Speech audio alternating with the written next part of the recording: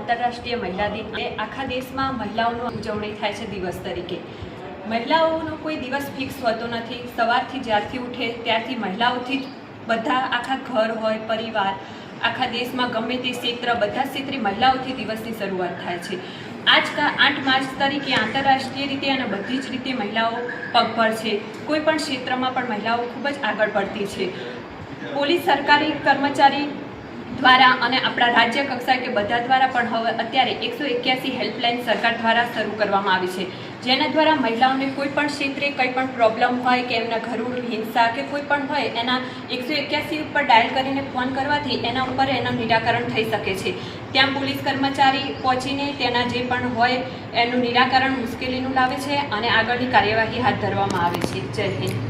આજે હું પોલીસ ખાતામાં જોડાયેલી છું। એ રીતે દરેકમાં પોલીસ ખાતામાં ઉપર હોદ્દો હોય કે બધા કોન્સ્ટેબલથી લઈને બધામાં મહિલાઓ કાર્યરત છે અને મહિલાઓ દ્વારા બહુ જ કામ કરવામાં આવે છે અને ઉપરથી પણ અમને બધું સરકાર દ્વારા અમારા એસપી સાહેબ બધા દ્વારા પણ સપોર્ટ કરવામાં આવે છે, જેનાથી અમે કાર્યરત આગળની કાર્યવાહી કરી શકીએ છીએ।